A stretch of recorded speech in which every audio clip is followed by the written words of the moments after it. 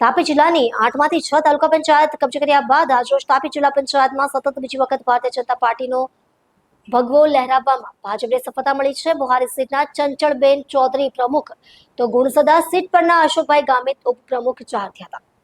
ફરી એકવાર તાપી જિલ્લા સ્થાનિક સ્વરાજ્યની ચૂંટણીમાં ભારતીય જનતા પાર્ટીનું રોડ રોલર ફરી વળ્યું હતું, જેમાં કોંગ્રેસ અને આમ આદમી પાર્ટીના સુપડા સાફ થયા હતા।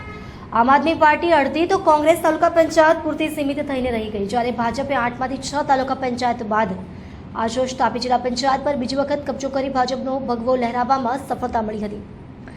આજરોજ તાપી જિલ્લા પંચાયત ભવનમાં થયેલ ચૂંટણીમાં તાપી જિલ્લા પંચાયતના પ્રમુખ પદ માટે શ્રીમતી ચંચળબેન દિનેશભાઈ ચૌધરી તથા ઉપપ્રમુખ પદ માટે શ્રી અશોકભાઈ ધનજીભાઈ ગામિતને ચૂંટી કાઢવામાં આવ્યા હતા। આ પ્રસંગે તાપી જિલ્લા ભાજપના પ્રમુખ સુરજ વસાવા, મંત્રી ડોક્ટર જયરામ ગામિત, જિલ્લા બીજેપીના પ્રભારી જગદીશભાઈ પટેલ સહિત મોટી સંખ્યામાં હોદ્દેદારોને કાર્યકર્તાઓએ આ વિજય ઉત્સવોને વધાવી લીધો હતો।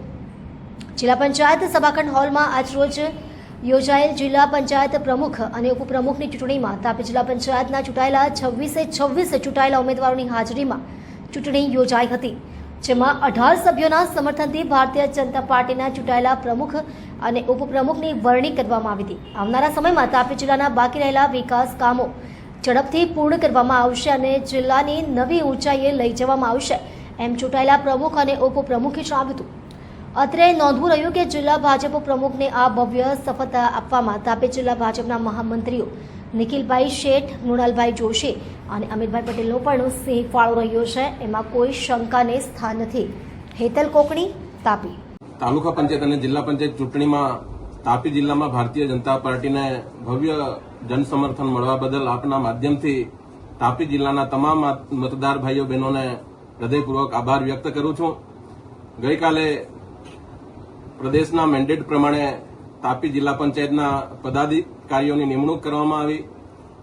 ગઈકાલે જિલ્લા પંચાયતના પ્રમુખ તરીકે ચંચળબેન ચૌધરી અને ઉપપ્રમુખ તરીકે અશોકભાઈ ગામિતનું ફોર્મ ભરવામાં આવ્યું અને આજરોજ જિલ્લા પંચાયતના પ્રમુખ તરીકે ચંચળબેન અને ઉપપ્રમુખ તરીકે અશોકભાઈ ગામિતની બહુમતી સાથે વરણી કરવામાં આવી છે। ત્યારે અમારી નવી ટીમના આ સુકાનીઓને ભારતીય જનતા પાર્ટીના તમામ કાર્યકર્તાઓ વતી હૃદયથી દિલથી શુભકામનાઓ પાઠવું છું। આજની આ ઐતિહાસિક ઘડીએ તાપી જિલ્લા મધ્યસ્થ ભારતીય જનતા પાર્ટીના કાર્યાલય પર અમારા આગેવાનો, તાપી જિલ્લાનો ગૌરવ કહી શકાય નિઝર વિધાનસભાના લોકપ્રિય ધારાસભ્ય અને ગુજરાત સરકારના માન્ય મંત્રી ડોક્ટર જયરામભાઈ ગામિત સાહેબ ઉપસ્થિત છે।